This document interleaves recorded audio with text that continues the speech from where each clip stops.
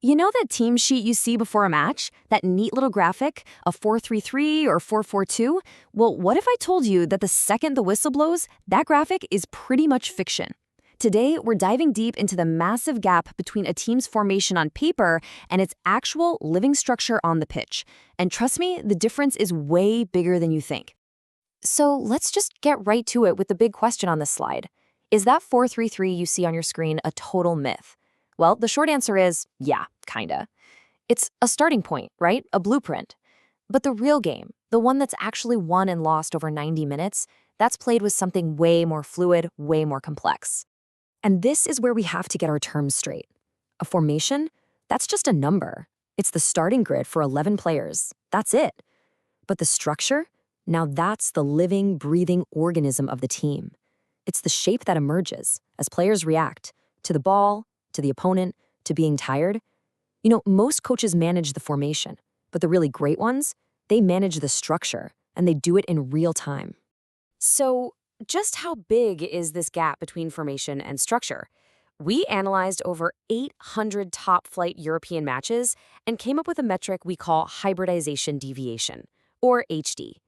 It basically measures the average distance between where a player is supposed to be and where they actually are. And the average? It's a staggering 20.3 meters. Just let that sink in for a second. 20.3 meters. That is literally the width of a penalty box. So on average, across an entire game, every single player is playing a full penalty box away from their official position. That is a massive, game-changing disconnect right there. Okay, so let's be crystal clear. The formation is just the starting block. The moment the game kicks off, that neat little number starts to bend and morph and shift based on, well, everything that happens in the game. And this slide, it lays it all out perfectly. A team starts as a 4-3-3, sure, but for the first 20 minutes, they're high pressing, so the structure looks more like an aggressive 4-2-4. Then they concede a goal. Suddenly, they drop back into a more compact, safe 4-4-2 mid-block. And what about the last 10 minutes when they're chasing an equalizer? It looks more like a 5-4-1 with everyone pushing forward. The formation on paper never changed, but the actual structure was constantly evolving. And this on-field reality, this ever-changing structure, it is everything. It's what determines your defensive solidity, your attacking patterns, and how you handle those crucial transition moments. Honestly, managing this dynamic shape is the true test of an elite coach. Now look at this data, because it tells a fascinating story. You've got two teams, Chelsea and Getafe. They have completely different styles of play. One is a possession-heavy giant, the other a super direct, pragmatic side. And yet, look at that. They share the exact same really low hybridation deviation of 13.1 meters. Then you look over at a team like Freiburg, and their deviation is massive, all the way up at 29 meters. So, what does that tell us? Well, the lesson is pretty direct and powerful. Keeping your team's structure tight isn't about a certain style of football. It's not about having a huge budget. It is a fundamental priority of good coaching, period. Whether you're playing tiki-taka or just a simple collective press, the best coached teams know exactly where they're supposed to be. But, and this is important, this doesn't mean that any movement away from the formation, what we call drift, is automatically bad. Not at all. In fact, some of the best teams have a really high deviation. The critical difference we have to understand is between a structured drift and a random drift.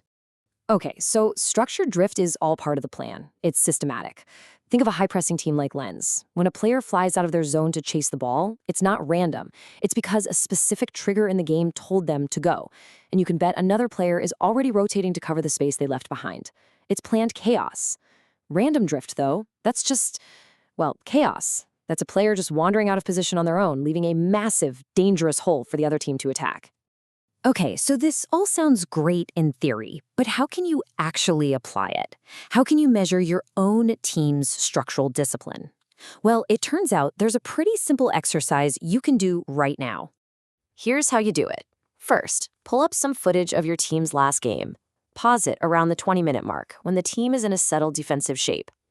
Next, just compare where each player is to where they're supposed to be on the team sheet. Then, just average out those distances to get a rough idea of your HD. And here's the key. Repeat that whole process again at the 60-minute mark. If that number has shot way up, that's a huge sign that your team's structure is breaking down as they get tired. So, this all leads to a really fundamental shift in how we should think, whether we're coaches or analysts. It's time to stop obsessing over the starting number on a piece of paper and start actively managing the living, breathing structure of the team for the full 90 minutes. So, let's wrap this up with the 3 key takeaways for any coach out there. First, stop managing the formation, start managing the structure during the game. Second, you can use this hybridization deviation metric as a real measure of your training.